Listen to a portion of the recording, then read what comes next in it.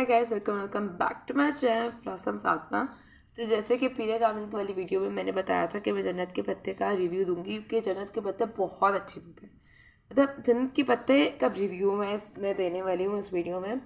और ये बुक ऐसी है कि मैं कहूँगी this is the best book I ever read really, कि ये सबसे अच्छी बुक है जो मैंने आज तक पढ़ी है सच में। तो ये जन्नत के पत्ते जो भी सारी बुक्स हैं ना, उर्दू बुक्स, उसमें जो टाइटल होता है ना, पहले समझ नहीं आता कि इसका मतलब क्या है। जन्नत के पत्ते मतलब क्या हो सकता है इसका मतलब।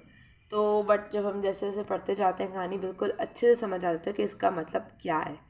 तो जन्नत के पत्ते मीन कि जो अब जैसे हज़रत आदम जो जिस जिसकी जो लाइक बेइज्जती के बाद वो कुछ अपने ऊपर ओढ़ लेते रहे उससे बचने के लिए, इस बेइज्जती से बचने के लिए, तो वो होते जन्नत के पत्ते। जैसे जन्नत पे हज़रत आदम अलैहिस्सलाम ने मतलब वो पत्ते थे ना, पत्ते ओढ़ लिए थे अपने छुपाने के लिए जिस्म। तो इसी तरह इसमें भी दो तरह के जन्नत के पत्ते दिखाए गए। एक एक जन्नत के पत्ते तो वो हमारा बुर्का, और वो उसमें भी उन्होंने दिखाया कि लाइक किस तरह एक ज़िल्लत के बाद उसने लाइक वो एक लिहाफ ओढ़ा अपने ऊपर के लाइक बचने के लिए उस ज़िल्लत से। तो वो जन्नत के पत्ते थे। एंड और सेकंड लड़की का जन्नत के पत्ते थे विच वाज फौजी का वो लाइक वो फौजी लाइक मैं इसमें स्पॉइल नहीं कर सकती इसलिए मैं नहीं बता रही, but the second was like for the main. और उसमें भी वो ज़िल्लत के बाद वो ओढ़ता है ताकि उससे बच सके। और हाँ, वो दो जन्नत के पत्ते थे और दो तरीके के जन्नत के पत्ते थे जो उनने लाइक बताया, for the main for the women. और खैर हाँ, फिर आगे ये जन्नत के पत्ते में बात असल में इतनी अच्छी इस तरह ये लिखी हुई है ना कि हमें ऐसा लगता है कि हम तो लाइक तुर्की घूम के आ गए हैं, कि हमें सब पता है लड़की में क्या है क्या नहीं है।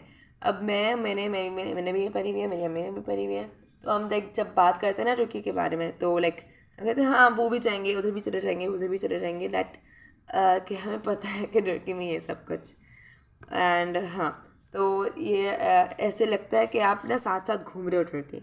वो इतने अच्छे से बताया हुआ है और इतनी इंटरेस्टिंग है, आपको शुरू में ही इसमें इंटरेस्ट डेवलप हो जाएगा और आप बस पढ़ते जाओगे ख़त्म हो जाएगी। लाइक उर्दू बुक्स होती हैं ऐसी हैं कि आप इतना इंटरेस्ट डेवलप कर देती हैं कि आप बस पढ़ते रहते हो। ये होती तो काफ़ी लाइक मोटी हैं, बट इतने आप इतना अच्छी होती है ना कि आप बस पढ़ लेते हो, कंप्लीट कर ही लेते हो। ये like for the non readers के लिए भी अच्छी है, जो पढ़ते नहीं है ना बुक्स वो भी पढ़ सकते हैं, कि उनको इतनी अच्छी लगेगी कि वो पढ़ना शुरू कर देंगे बुक्स।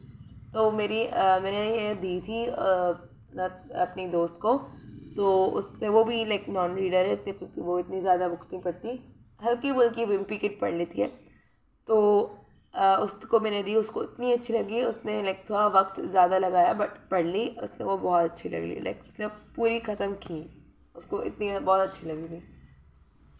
इसके बैक में कुछ टर्की के फेमस जगह भी है जिसके बारे में इसमें ज़िक्र भी है। लाइक मैं दिखाती हूँ, लाइक ये ब्लू मॉस्क, टैक्सम स्क्वायर का मतलब ये बताते हैं, बहुत अच्छे से सब कुछ एक्सप्लेन्ड है इसमें, इतना अच्छा कि हद नहीं। इस्तेकाल स्ट्रीट, और मेरी भी यादें ताज़ा हो रही हैं। मैंने इसको लाइक 5 महीने हो गए हैं कि मैंने इसको पढ़े हैं। आई डोंट नो, शायद 5 से 6 महीने, 5 महीने हो गए होंगे कि मैंने इसको पढ़ी है, बट अब याद ताज़ा हो रही है। हाँ, तो ये टाप कपी फैलसी का इसको, हाँ टाप कपी, ये ये स्पांजी university, this is the main thing. तो इसमें ना जो लड़की है हया, वो इस यूनिवर्सिटी में जाके पढ़ती है। स्वांज यूनिवर्सिटी की मसनूई झील, ये उसका बैक एरिया लाइक है। और ये आशियाना होटल कपाडोकिया में है, कैपेडोशिया आजकल के इसमें कैपेडोशिया कहते हैं। और बेओकदा की एक गली, बेओकदा का भी इतने अच्छे से एक्सप्लेंड है। इसको बेओकदा को कहते हैं शहजादों का जजीरा। हाँ, जवाहर मॉल के अंदर ही हुई है। जवाहर मॉल भी कोई दुनिया का पता नहीं कौन सा, शायद दूसरा बड़ा मॉल है, सबसे बड़ा मॉल, आई डोंट नो, इसने कुछ बताया था इसमें, शायद तीसरा या दूसरा कुछ बड़ा मॉल है।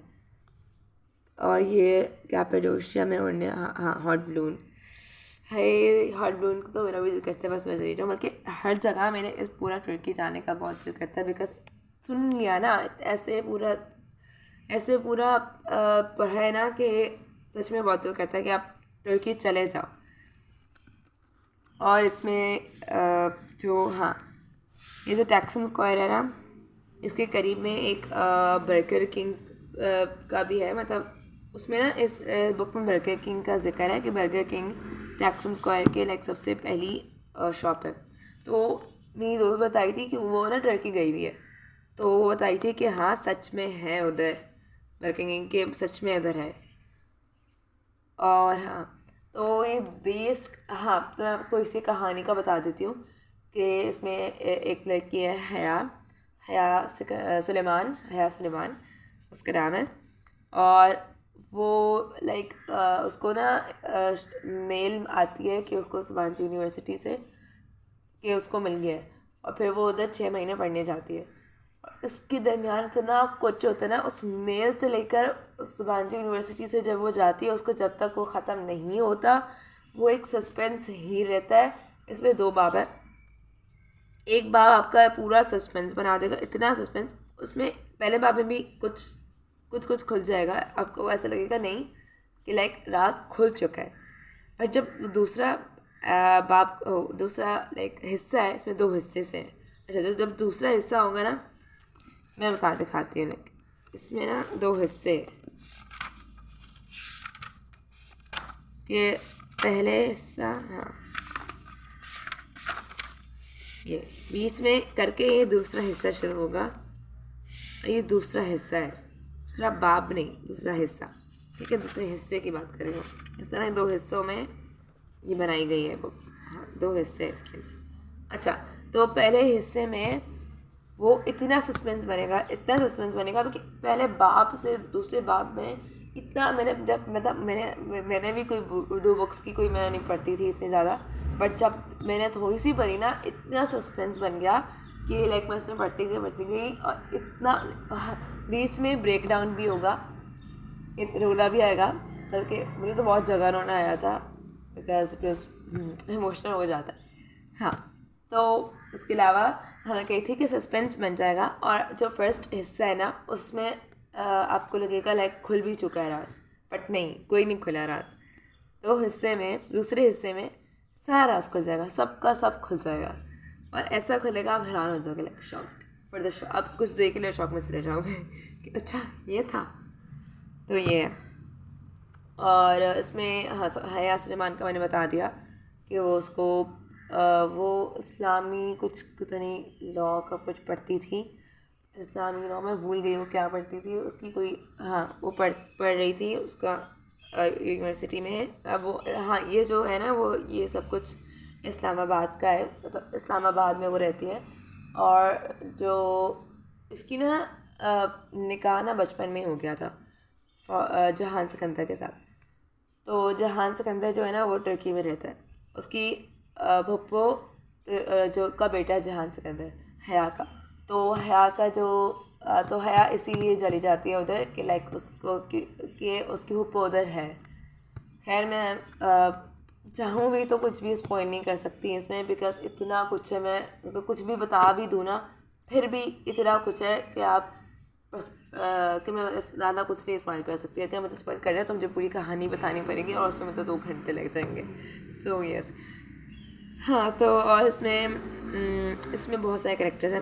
अब इसमें हया सलमान की एक बहुत अच्छी सी दोस्त होती है, डीजे, उसका नाम खदीजा होता है, उसको प्यार से कहते हैं डीजे, एंड उसकी बातें बड़ी मज़े की होती हैं, उसमें मैं हंसती थी।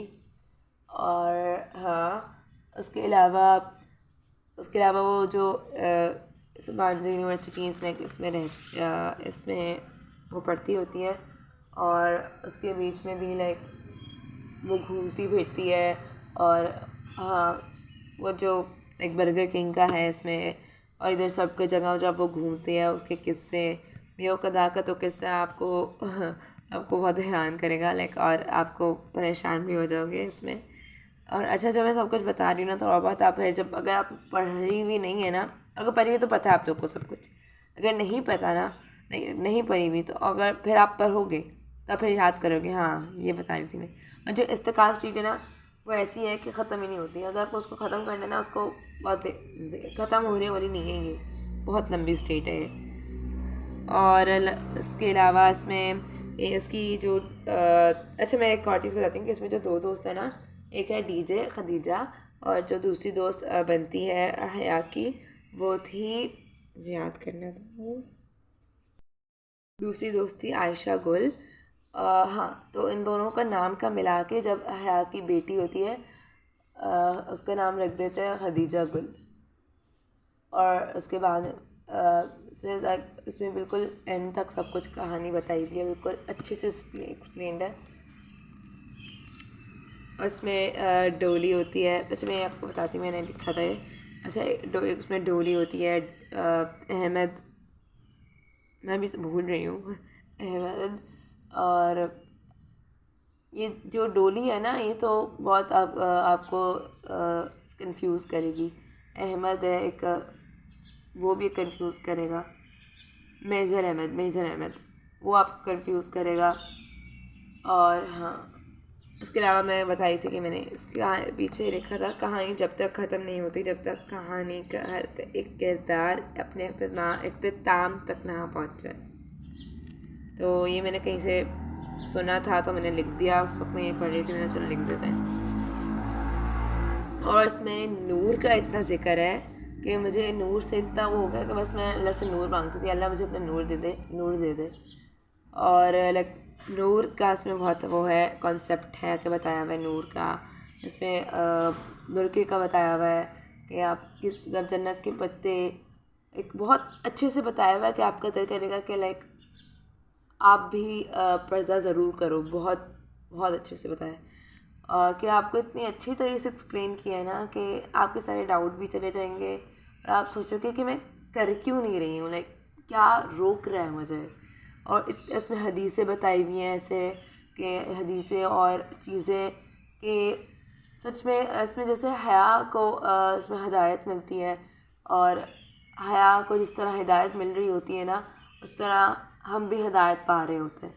इस तरह का है कि इतने अच्छे से बताया हुआ है। तो ये सारी मैंने तारीफ़ें इसकी कर दी। This was the review of this book. मैंने कुछ भी स्पॉइल नहीं किया, बिल्कुल भी कुछ भी स्पॉइल नहीं किया। अगर मैं करती ना तो मुझे बहुत देर भी लग जाती। हाँ, तो मैंने कुछ भी स्पॉइल नहीं किया है इसमें। और पता है, मैंने कुछ सोच भी नहीं रखा था कि मैं किस तरह बताऊँगी रिव्यू, बट बहुत अच्छे मतलब मैंने बता दिया। हाँ, मैं एक चीज़ दिखाऊँ, मैंने जो उसमें किया था, मैं जहान सिकंदर हूँ, सुलेमान मामू का भांजा और दामाद, हया का हस्बैंड। आप बाद में जब भी देखोगे ना, मैं है, मैं शायद स्पॉइल कर दिया, नहीं नहीं इतना तो नहीं है। और ना इसमें बताया हुआ है, पता नहीं क्या, उसमें बताया हुआ है कि ना जो कुरान की हदीसें हैं ना, अल्लाह, मैंने कहीं किया था उसको, मैं देखती हूँ। हाँ, जो कुरान की हदीसें हैं ना, उसमें ऐसे पहेलियाँ हैं कि हद नहीं। अब इसमें मैं ढूंढ के आपको दिखाती हूँ वो पहेली। इसमें एक आयत को लिया हुआ है, वो मिन शर्रि गासिकिन इज़ा वक़ब, ये। तो इसमें इसकी जो पहेली है, मगर वो समंदर की, इसमें कुछ इस तरह बताया हुआ है कि जो इसमें इसका जो मतलब है ना, इसका मतलब है इस आयत का, रात के शहर से जब वो छा जाती है। हाँ, क्या है तर्जमा? हमारे यहाँ अमूमन यूँ किया जाता है कि मैं पनाह मांगता हूँ रात के शहर से जो जब वो छा जाती है। तो उसमें बता रहे कि क्या मतलब कि रात के, तो एक तो रात पूरा लाइक छा जाती है कि उससे मैं पनाह मांगता हूँ। लेकिन इसमें जो बात है ना कि रात के वक्त चांद होता है, और चांद जो है वो फ्लूइड्स को अपनी तरफ खींचता है, और जो हमारे दिमाग में भी फ्लूइड्स हैं तो वो उनको भी खींचता है। तो उससे मैं पनाह मांगता हूँ जब वो छा जाती है। मगर समझने की बात है इसका इंसान से क्या ताल्लुक़। हाँ, कि वो हया कहती है कि नहीं, वो तो समंदर के वेव्स को खींच लेती है, तो उससे इंसान का क्या ताल्लुक़ है। कहते हुए हया ने फिर गर्दन फेर कर शीशे के पार आसमान पर चमकता चांद को देखा। हया, चांद समंदर को नहीं, चांद पानी को खींचता है, चांद हर पानी को खींचता है। और इसने एक उंगली से हया की कंपनी को छुआ। इधर तुम्हारे दिमाग में भी फ्लूइड्स होते हैं, पानी होता है, चांद इसको भी खींचता है। जिन लोगों का दिमागी निज़ाम गैर मुतवाज़िन हो जाता है वो पागल कहलाते हैं। और पागल को हम अंग्रेज़ी में क्या कहते हैं। वो लम्हे भर को रुका। वो किसी ट्रांस की सेरे सुन रही थी। चांद को हम लूना कहते हैं और पागल को लुनाटिक कहते हैं। चांद और दिमागी अमराज का बहुत गहरा ताल्लुक़ है। ये इंसान के हवास में अंदर असरअंदाज होता है। इसलिए जो लोग मर्ज़ इश्क में मुब्तला होते हैं या शायर वगैरह, वो चांद का जिक्र बहुत करते हैं। चांद बहुत खूबसूरत है, ये अंधेरे में हमें रास्ता दिखाता है। इसकी खैर हमें समेटनी चाहिए, मगर इसके शर से पनाह मांगनी चाहिए। क्या अब तुम मानती हो कि कुरान की पहलियाँ ज़्यादा दिलचस्प होती हैं। इससे मुझे सच में, मैं मान गई कि सच में बहुत दिलचस्प होती हैं कुरान की पहलियाँ। और हमें गौर करना चाहिए कि कुरान में लिखा क्या है, क्या बात है, क्या नहीं है। क्योंकि वो एक एक आयत इतनी उसमें ऐसे पहलियाँ छुपी हुई हैं, इससे मुझे समझ आया। तो मैंने तो ये किए था इसमें, और इसमें तो बहुत कुछ है, मैं बता नहीं सकती जितना कुछ है इसमें। तो खैर, this was the end for the video. This was the view of जन्नत के पत्ते। अगर अच्छी लगी हो तो प्लीज़ सब्सक्राइब, लाइक, शेयर कर देना। और सबको, अपने दोस्तों को बताओ कि चैनल है। और जन्नत के पत्ते बहुत अच्छी है, पढ़ना चाहो ज़रूर पढ़ना। इसके अलावा जो निम्रा अहमद की और भी बुक्स हैं ना, वो भी बहुत अच्छी हैं सच में। और निम्रा अहमद की बुक्स वैसे ही बहुत अच्छी है। तो वो ये तो जन्नत के पत्ते, अच्छा मैं दिखाती हूँ उसके बैक में लिखी हुई है कि कौन कौन सी बुक्स हैं निम्रा अहमद की। पारिस, जन्नत के पत्ते, नमल, कराकरम का ताजमहल, मेरे ख्वाब, मेरे जुगनू, साकिन थी, बेली, राजपूता की मलका, इब्लीस, पहाड़ी की कैदी, हारे में हिस्सा बोलता हूँ। ये मुझे सारी पढ़नी है, क्योंकि इतनी अच्छी है ना इसकी एक एक बुक। मैंने जन्नत के पत्ते तो खैर पढ़ ली, और जो मैं अब पढ़ रही हूँ ना वो है हालिम। अभी हालिम पढ़ रही हूँ, और वो भी बहुत अच्छी है। कोई निम्रा अहमद की ना कोई बिल्कुल आम से बुक नहीं होती, लाइक बेसिक स्टोरी तो होगी ही नहीं। अगर कुछ उल्टा पुल्टा हो भी जाए, उसके अलावा भी बिल्कुल गहरी, मतलब अलग सी स्टोरी होती है कि बहुत अच्छी होती है, कि आपको बहुत इंटरेस्ट रहता है और आप आखिर तक अच्छे से पढ़ते हो उसको, कि इंटरेस्ट जमा रहता है। तो मैं अभी हालिम पढ़ रही हूँ हिस्सा अव्वल। इसकी 2 हैं और इतनी बड़ी है ना। हालिम के 700 कुछ पेजेस हैं, और इसके 550 प्लस हैं। और हालिम के 703-4, वो भी हिस्सा अव्वल के, अभी तो हिस्सा 2 भी है। बहुत भरी है, लेकिन है तो बहुत अच्छी भी बहुत है। और इसके अलावा मैंने सोचा मैं नमल भी पढ़ूँगी, इब्लीस भी, बल्कि सारे ही पढ़ूँगी, क्योंकि बहुत अच्छी होती है इसकी इंशाल्लाह। तो खैर, दिस वाज दैट, बाय।